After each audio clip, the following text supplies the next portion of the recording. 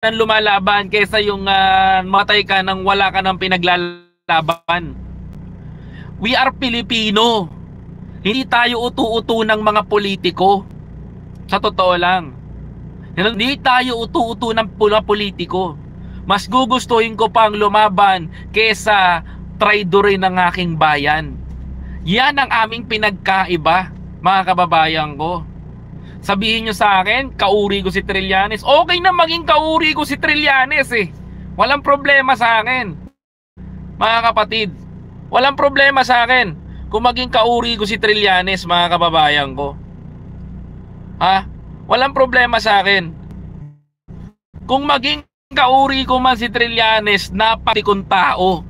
Kasi si Trillanes, mga kababayan ko, nagmamahal sa bayan. Ayaw sa magnanakaw at ninanakawan ang taong bayan. Galit sa kurap, galit sa kurakot, galit sa magnanakaw. Okay na maging kauri ko si Trillanes. Hindi na rin naman ako nagtataka eh kung bakit nagagalit si Trillanes, mga kababayan ko, sa mga Duterte. Kitang-kita naman kasi nagnanakaw sa pera ng taong bayan. So sabihin nyo maging kauri ako ni Trillanes, ganun na rin siguro ako. Kasi galit ako sa magnanakaw at nagnanakaw ng pera ng taong bayan. Diba? Bakit? Hindi nyo matanggap? Kung hindi nyo matanggap, ako tanggap ko. Aaminin ko sa inyo, hindi ko boss Trillanes. Kaibigan ko si Mayor Sonny Trillanes. Hindi uso sa amin ang pagiging boss. Uso sa amin yung pagkakaibigan, tao sa tao, masa sa masa, tulong sa pagtulong. Yan dapat ang kinakailangan ng bayan. Hindi yung konting tiis, konting himod, konting ayuda, hihimurin nyo na yung puwet ng mga Duterte. Di tayo ganon. Pilipino tayo. Matagal na tayong lumaya sa pagpapaalipin ng mga Hapon. At gusto nyo pang magpaalipin sa mga tao ng China sa bansa natin. Pwe! Ha? Pwe! Nakakahiya kayo. Shame on you guys. Kaya kayong mga DDS na galit, mga kababayan ko, gigil na gigil, di ba? Gigil na gigil sa akin, gustong manakit. Asa pa kayo. Sa 2028, walang uupong Duterte sa pagiging presidente. Di bali ng si Tulfo ang manalo, wag lang si Sara Duterte.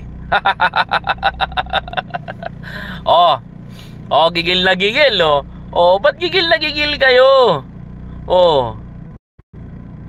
Ba't gigil na gigil kayo? Huwag kayong matakot. Huwag kayong matakot.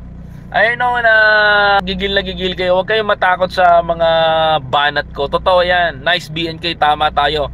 Alam mo, kasi malakas ang loob ko eh. Malakas ang loob ko kasi nasa panig natin ang tama eh.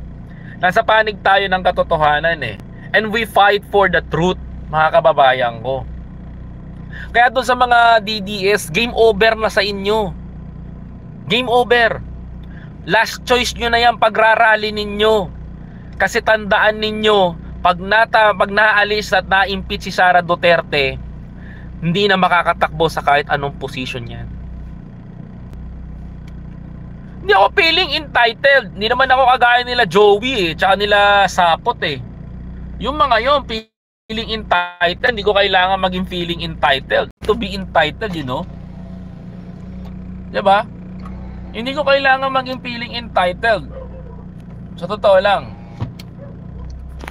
Hindi ko kailangan maging feeling entitled for what, mga kababayan ko. I'm doing this because I am a Filipino.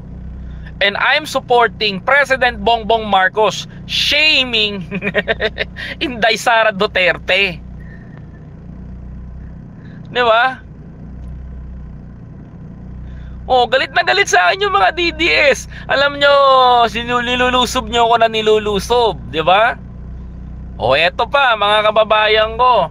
Ito pa, babalita ako na sa inyo ha. Babalita ako na para malaman to ng taong bayan.